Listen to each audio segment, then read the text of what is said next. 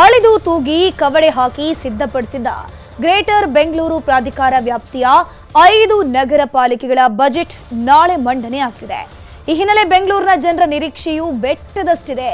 ಹಾಗಾದ್ರೆ ಜನರ ನಿರೀಕ್ಷೆಗಳು ಏನೇನು, ಏನ್ ಹೇಳ್ತಿದ್ದಾರೆ ಸಿಟಿ ಮಂದಿ ಅನ್ನೋದರ ಡೀಟೇಲ್ಸ್ ಇಲ್ಲಿದೆ.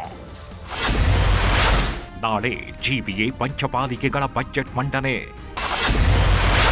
ಈ ಬಾರಿ 25,000 ಕೋಟಿ ದಾಟುವ ಸಾಧ್ಯತೆ. ಬಹುನಿರೀಕ್ಷಿತ ಬೆಂಗಳೂರಿನ 5 ಮಹಾನಗರ ಪಾಲಿಕೆಗಳ ಬಜೆಟ್ ಮಂಡನೆಗೆ ಕೌಂಟ್ ಡೌನ್ ಶುರುವಾಗಿದೆ. ನಾಳೆ ಹಾಗೂ ನಾಡಿದ್ದು 2 ಹಂತಗಳಲ್ಲಿ ಬಜೆಟ್ ಮಂಡನೆಗೆ ಗ್ರೇಟರ್ ಬೆಂಗಳೂರು ಪ್ರಾಧಿಕಾರ ನಿರ್ಧರಿಸಿದೆ.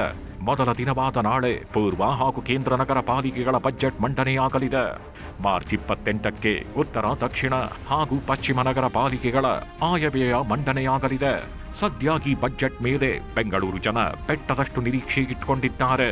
ಹಾಗಾದ್ರೆ ಆ ನಿರೀಕ್ಷೆಗಳೇನು ಅನ್ನೋದನ್ನ ನೋಡೋದಾದ್ರೆ, ರಸ್ತೆ ಅಭಿವೃದ್ಧಿಗೆ ಸೂಕ್ತ ಅನುದಾನ ಮೀಸಲು, ಈ ಖಾತಾ ಹಂಚಿಕೆಗೆ ಸಮರ್ಪಕ ಕ್ರಮ, ನಗರದ ಸ್ವಚ್ಛತೆಗೆ ವಿಶೇಷ ಪ್ಯಾಕೇಜ್, ಇಂದಿರಾ ಕ್ಯಾಂಟೀನ್ಗೆ ಹೆಚ್ಚುವರಿ ಅನುದಾನ, ವಸತಿ ಯೋಜನೆಗಳ ವಿಸ್ತರಣೆ, ಪ್ರತಿ ವಾರ್ಡಿನಲ್ಲಿ ತ್ಯಾಜ್ಯ ಸಂಸ್ಕರಣಾ ಘಟಕ, ಒಂಟಿ ಮನೆ ನಿರ್ಮಾಣಕ್ಕೆ ಉತ್ತೇಜನ ನೀಡುವ ನಿರೀಕ್ಷೆಗಿದೆ.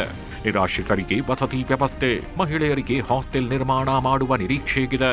ಇದರ ಜೊತೆಗೆ 74 ಪ್ರಮುಖ ಜಂಕ್ಷನ್ಗಳ ಅಭಿವೃದ್ಧಿ, 110 ಗ್ರಾಮಗಳ ರಸ್ತೆ ಪುನರ್ ನಿರ್ಮಾಣ, ಪ್ರವಾಹ ತಡೆಗೆ ಚರಂಡಿಗಳ ಅಭಿವೃದ್ಧಿಗೆ ಒತ್ತು ಕೊಡುವ ನಿರೀಕ್ಷೆಗಿದೆ. ಏನಿಲ್ಲ ರೀ, ಅವ್ರಿಷ್ಟಕ್ಕೆ ಬಂದಂಗೆ ಮಾಡ್ಕೊತಾರೆ, ಅವ್ರಿಷ್ಟಕ್ಕೆ ಬಂದಂಗೆ ಮಾಡ್ತಾ ಅವ್ರೆ. ಜನತೆಗೆ ಏನಾರು ಒಂದು ಅನುಕೂಲ ಮಾಡಿಕೊಡ್ತಾರೆ.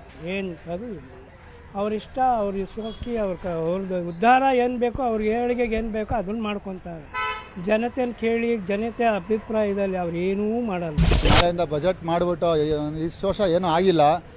ಈ ಕೌನ್ಸಿಲರ್ಗಳು ಇಲ್ಲದೆ ಇರೋದ್ರಿಂದ ಇಲ್ಲೇನು ಅಭಿವೃದ್ಧಿನೂ ಏನು ಅಂಥದ್ದೇನು ಆಗ್ತಾಯಿಲ್ಲ. ಒಂದು ಸಮಸ್ಯೆನೂ ಹೇಳ್ಕೊಳಕ್ಕೂ ಆಗ್ತಾಯಿಲ್ಲ. ಅಧಿಕಾರಿಗಳು ಇಲ್ಲಿ ಯಾರು ಇದ್ದಾರೆ, ಡಬಲ್ ಇದ್ದಾರೆ ಅಂತಲೂ ನಮಗೆ ಗೊತ್ತಿಲ್ಲ. ಇವತ್ತವರೆಗೂ ಒಬ್ಬರು ಯಾವ ಅಧಿಕಾರಿ, ಹೆಲ್ತ್ ಇನ್ಸ್ಪೆಕ್ಟರ್ ಆಗಲಿ, ಅಫಿಷಿಯಲ್ಸ್ನ ನೋಡೇ ಇಲ್ಲ. ಎಷ್ಟು ಸರಿ ಬಜೆಟ್ ಮಾಡಿದ್ರು ಅವ್ರು ಇದೇ ಮಾಡ್ತಾರೆ. ಎಷ್ಟು ಅನುದಾನ ಕೊಟ್ಟರು ಏರಿಯಾಗಳಿಗಂತೂ ಅನುದಾನ ಬರೋದು ಇಲ್ಲ, ರೋಡು ಉದ್ಧಾರ ಆಗಲ್ಲ. ಅಥವಾ ನಾಗರಿಕರಿಗೆ ಏನು ಬೇಕು ಅನ್ನೋದನ್ನು ಅವ್ರು ಅರ್ಥ ಮಾಡ್ಕೊತಲ್ಲ. ಅವ್ರಿಗೆ ಏನು ಬೇಕು ಅದನ್ನು ಮಾಡ್ತಾರೆ, ಅಲ್ಲಿಗೆ ಮುಗಿಸ್ತಾರೆ, ಮತ್ತೆ ಬರ್ತಾರೆ, ಅದೇ ಭಾಷಣನೇ ಮಾಡ್ತಾರೆ ಹೊರತು ಇಲ್ಲಿ ವ್ಯತ್ಯಾಸ ಆಗುವಂಥ ಚಾನ್ಸಸ್ ಏನೂ ಇಲ್ಲ. ಬಜೆಟ್ ಹೊಸ್ತಿಲಲ್ಲಿ ಬಿಜೆಪಿ ಮುಖಂಡ ಎನ್ಆರ್ ರಮೇಶ್ ಸಿಎಂ ಸಿದ್ದರಾಮಯ್ಯಗೆ ಪತ್ರ ಬರೆದಿದ್ದಾರೆ.